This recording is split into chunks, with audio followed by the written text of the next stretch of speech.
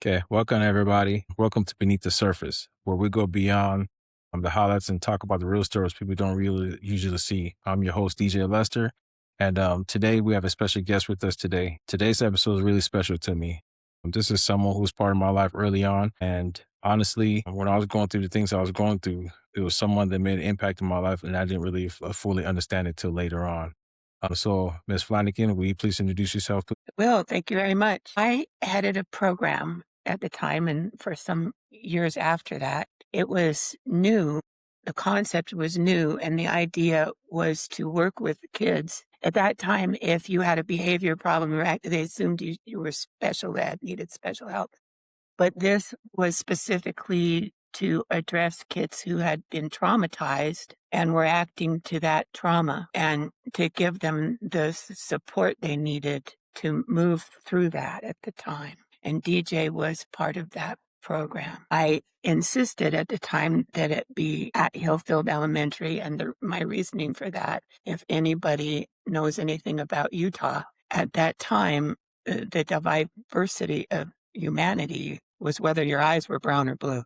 There was not much in the way of that. And the only way you could find that diversity is on the base. And so I wanted my kids to see examples of successful adults in all aspects of life. And so I specifically put the unit there for that reason. Yeah, so most definitely. Yeah, so thank you for that. You know what I mean? And that contribution made a big impact, most definitely. With that being said, so like what led you to kind of join that program, kind of want to be involved with that program? What was your backdrop before that?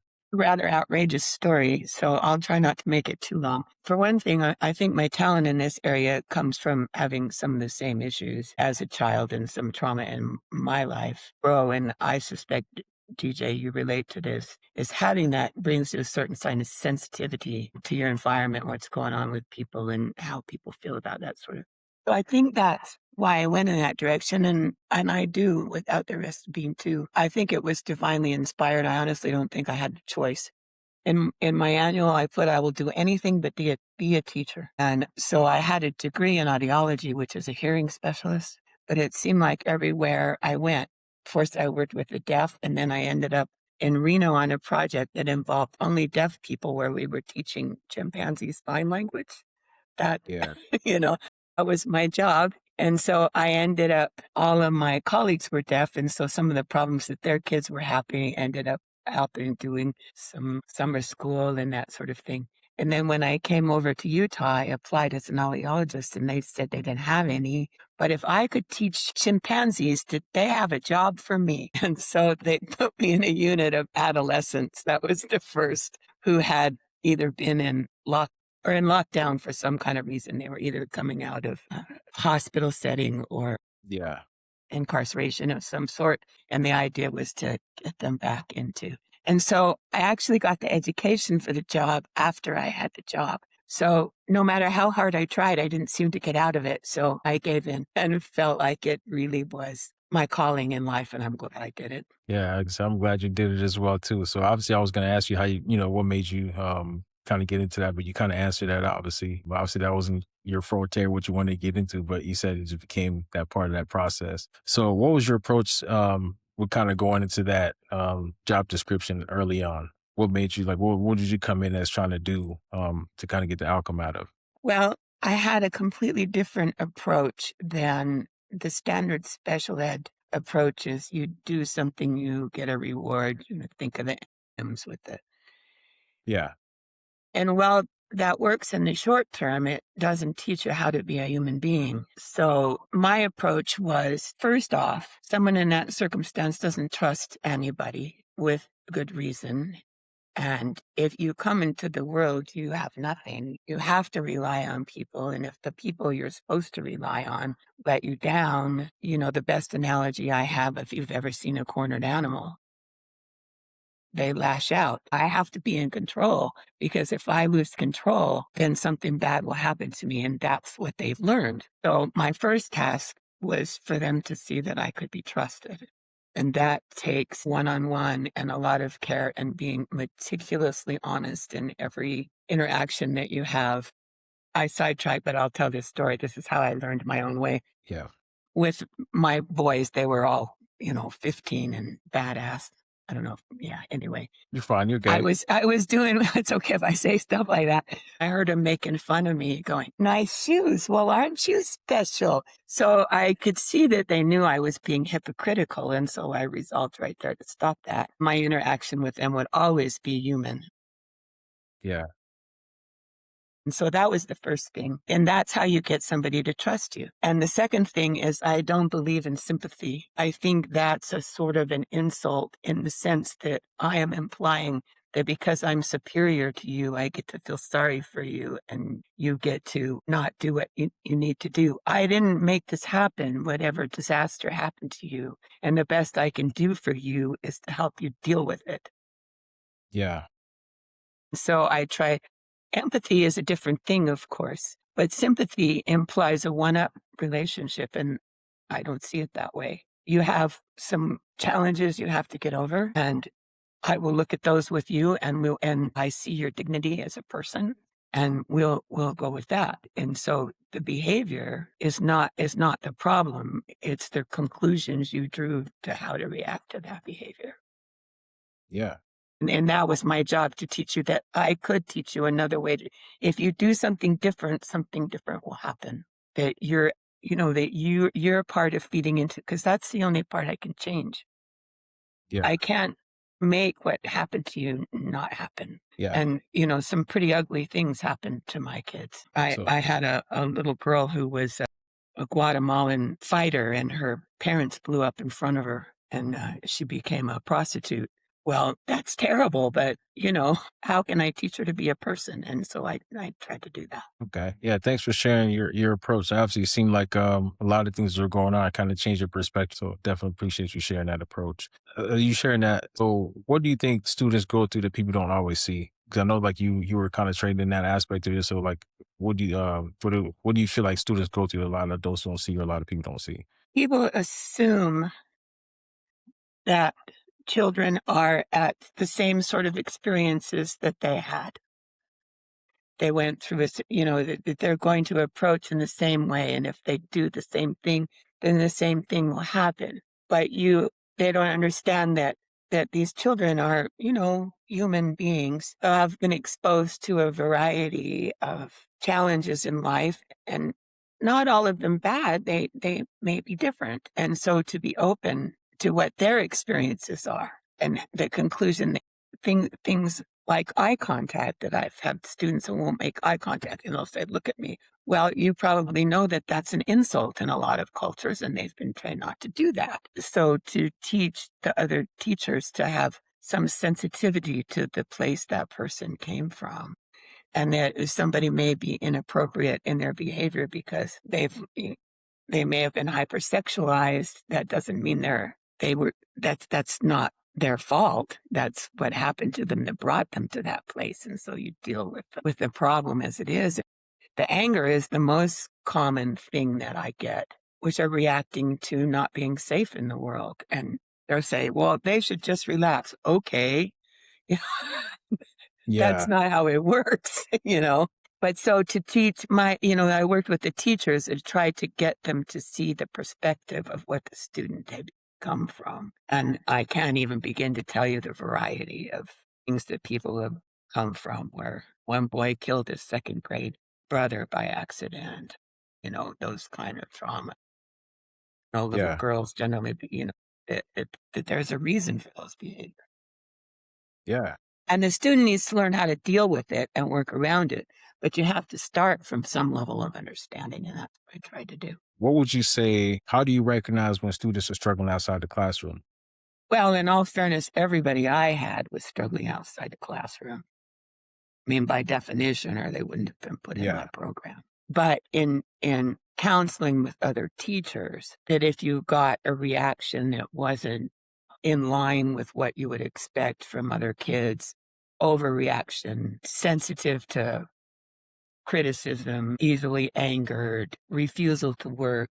Refusal to work is usually a problem that needs looking at, that they're not understanding something or a learning disability or something along that line. That you just looking at something that's not making them function in the classroom, there's a reaction to it to figure out why that's happening. Refusal to some kids I would have would actually do the work and then refuse to turn it in, and that's because they've been criticized too much at some point, Uh, and so you get over that. That's a really common problem. They'll do the yeah, work, but there's mistakes on it, so they can't turn it in, and that's because 'cause they've been knocked around for being imperfect, which is, not something anybody should have to deal with. Because 'cause I'm sorry, but you are and you will be. yeah, So I had a very in fact, I had I would put some kids on a program sometimes where they would have to tell me something they did wrong that day and what they did to fix it. And so my reaction would be the opposite, that I would praise them for saying, "Oh yeah, that was a mistake. Now what are you going to do?" So that they could learn to look at making errors as just part of life instead of that there would always be that you look at an error as how to fix it. Because usually they've been humiliated or knocked around or, yeah. for being imperfect. And then they refuse to try because why would you? Yeah, most definitely. And that's why I say I felt like that as a kid. You know what I mean? Everything I tried to do the right thing. And, before coming to you at Hillfield, it was like I felt like I was doing the right thing and answer the right questions or just trying to understand a lot of things. But a lot of people just kind of put me down. So it kind of just made me shut down a little. It's like, okay, cool. You don't want to listen to me or whatever. I'll get your attention somehow.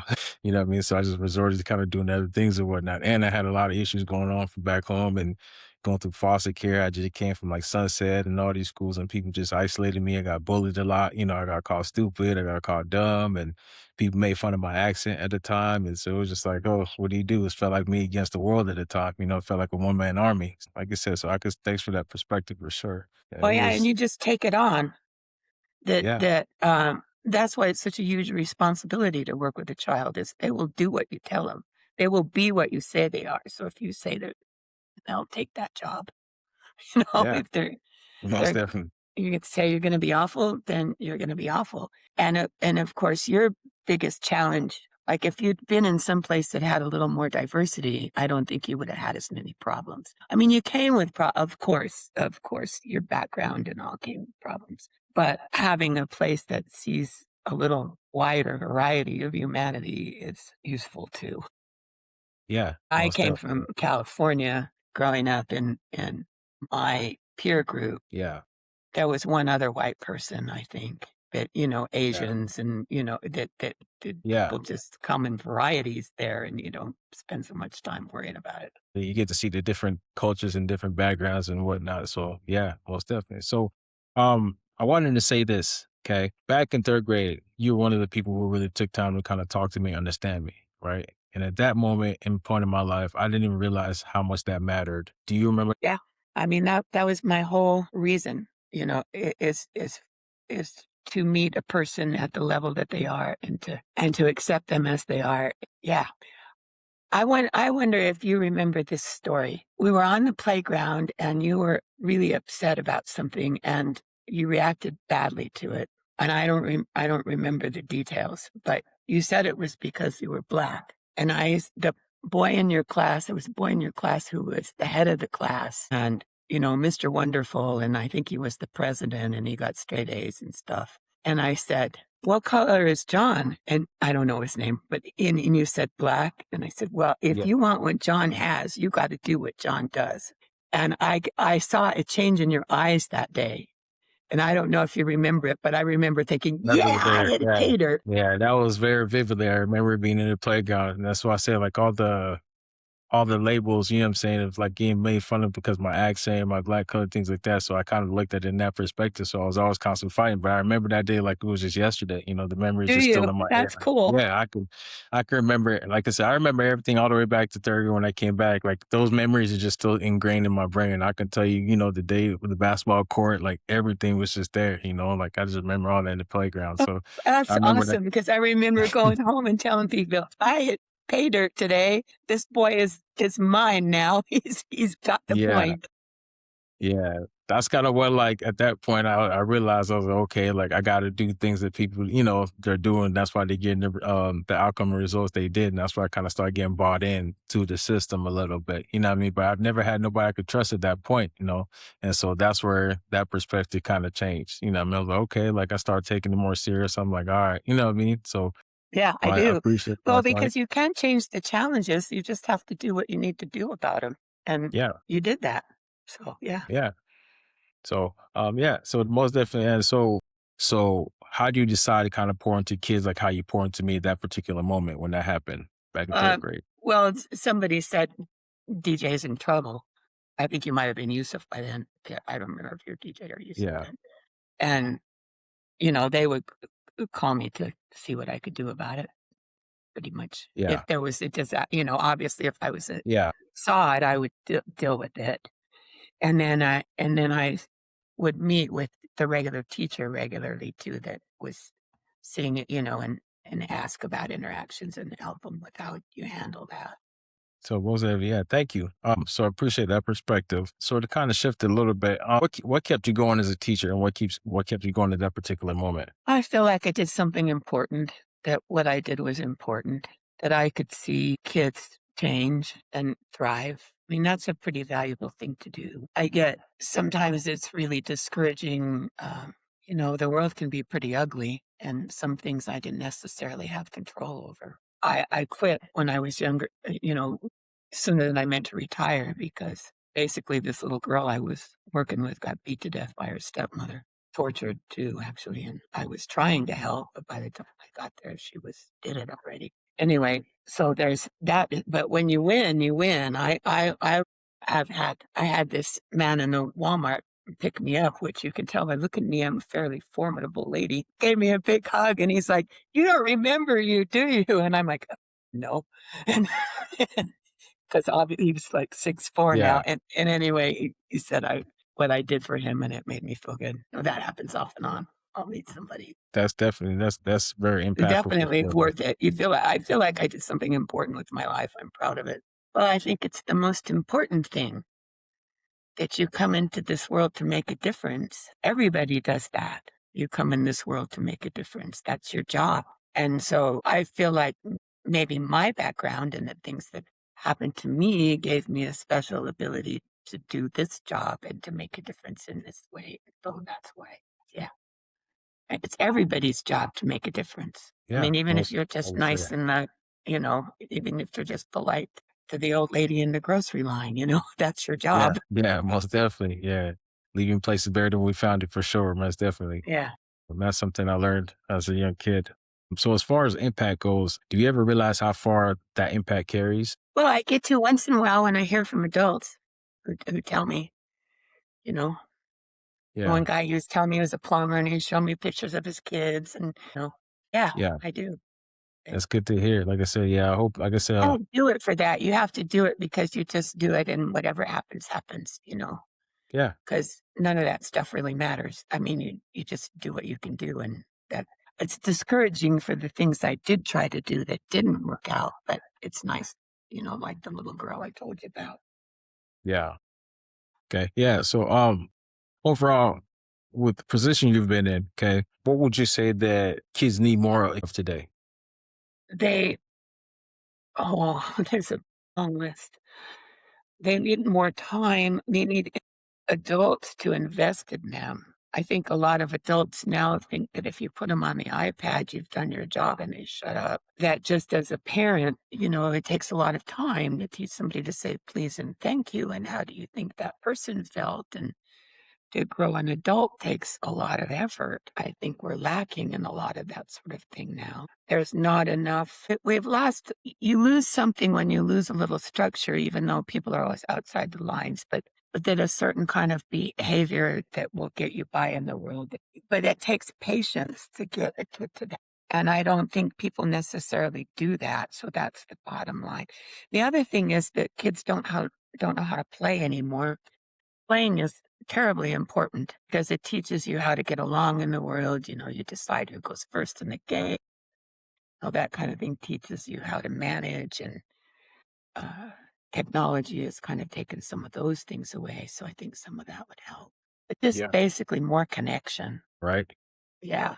And connecting, like what I tried to do, it's connecting with the person to realize your children are actually people. Yeah, And that's kind of like I said, where that connection came from. Because like I said, like I mean, we always talk about the reason this podcast obviously is because of that. Like I felt like I didn't have a lot of connection with a lot of people.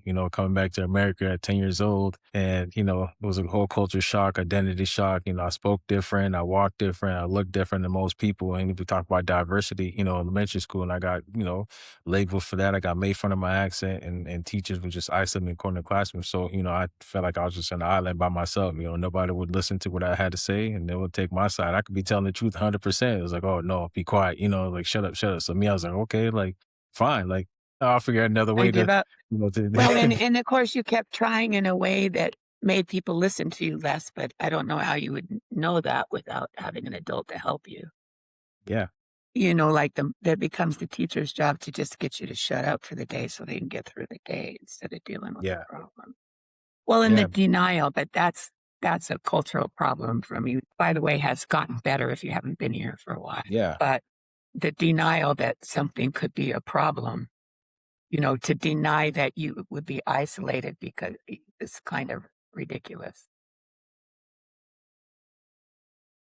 Most definitely, yeah, and that's why, like, I felt like where a lot of the misunderstanding came from. You know what I mean? And a lot of people just kind of misunderstand who was the person. I had a good heart trying to get everything care, but then I just had to flip the hat forward and say, okay, it was me against the world. And just started lashing out. I was like, okay, you want my attention? I'll give it to you.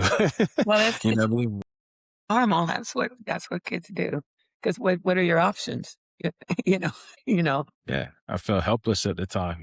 So Well, you were.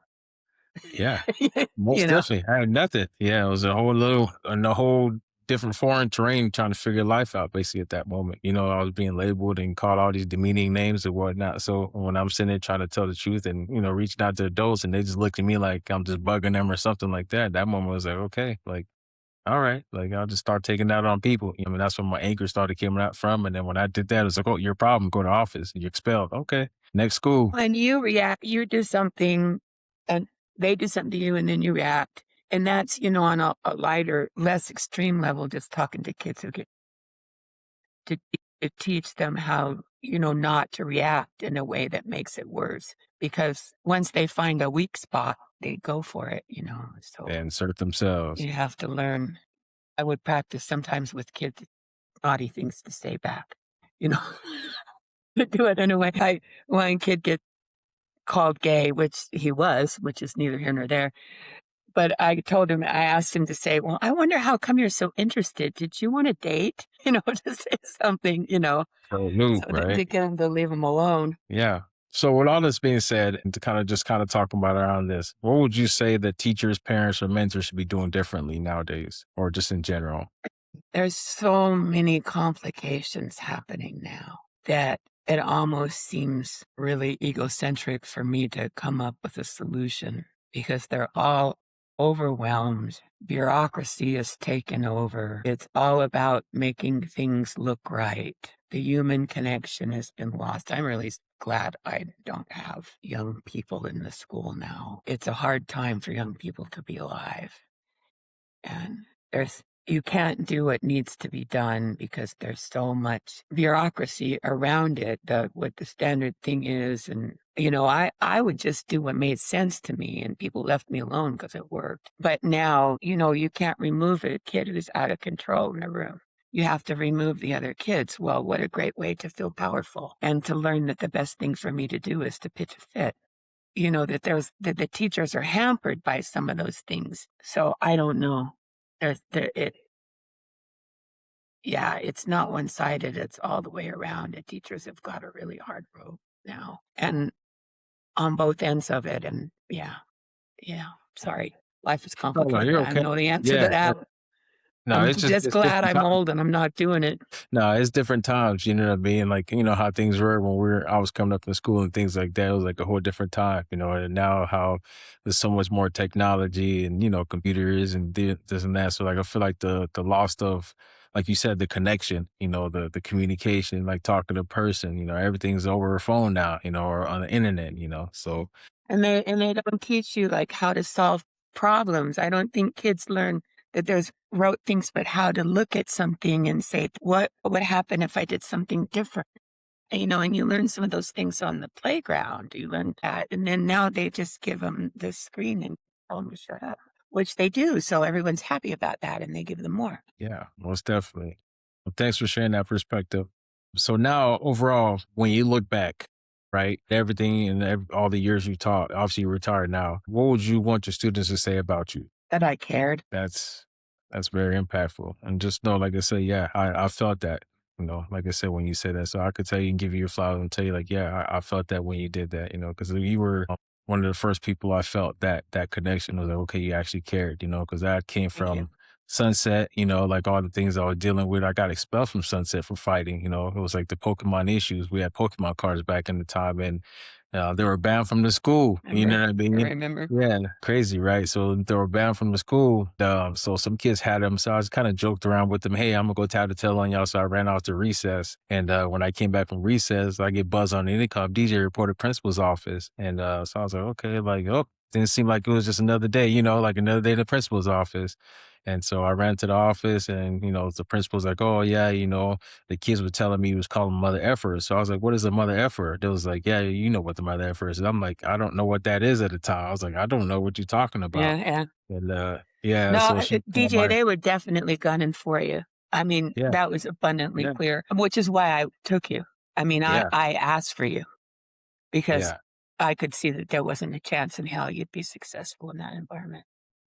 They yeah. were And they so were that's gunning what for that you. They were looking for a reason to throw you out. most definitely. Every single little like everywhere I looked, I was walking my like I was just trying to enjoy life or whatever, but that's what happened. And so that's how when that year happened, and I'm going to Hill Field and coming to your roster and then kind of going through that process up there, whatever.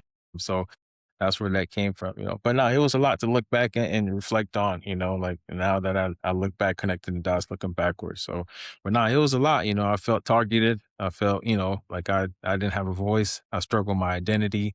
I struggled to trying to figure out who I was as a person. Yeah. And like you said, there was nothing to hold on to. I didn't have mom and dad around. My mother was in Nigeria at the time. My alleged father was, I don't know, you know what I mean? So, and then bounce around foster care, deal with issues left and right. Like he was just like, man, like where do I belong? It wasn't like I could just drive 5, 6, 7 hours, 8 hours, just to see my family. Whatnot. That was across the oceans on the side on my mom's side. So, but it was a lot, to feel isolated. And the only way Yeah, I can, well, yeah, and I mean, the thing is kids go through that, but they usually have some kind of support system, and you had nothing. yeah. Yeah, I didn't have a safety net, and the only way I can kinda explain that is I felt like a mosquito in a room full of mannequins, and that's literally what I felt That's like. good. I like it. Literally, yeah, Yeah, I I literally like it. felt It's like good. that. Yeah, so but no, you were one of the people that kinda did that. So as far as that goes, like I said, I wanted to say, what does success look like for you now?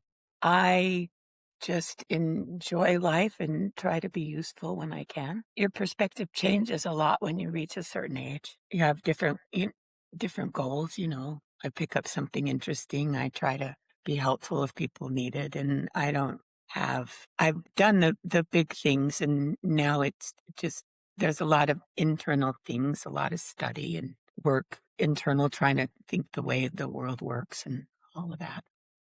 Why these things happen has always been a focus, that I've wondered why seem people are born sometimes into so much ugly, Yeah. you know, and so that kind of thing. Yeah, life is inevitable.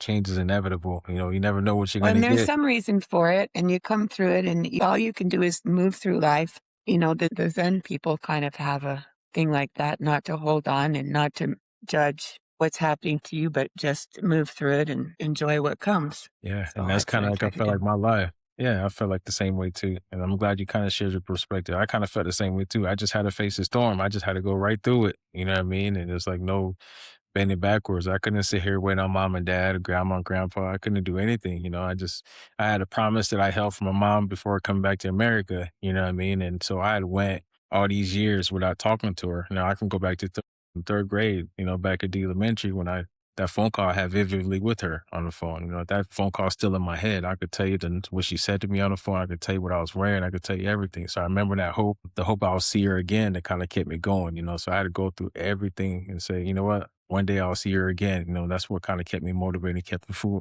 pushing forward to kind of go through the storm when I was going through that stuff. But what saves you is that if you don't spend too much time ruminating on how bad something was, but just this happened. I went through it. I'm here now.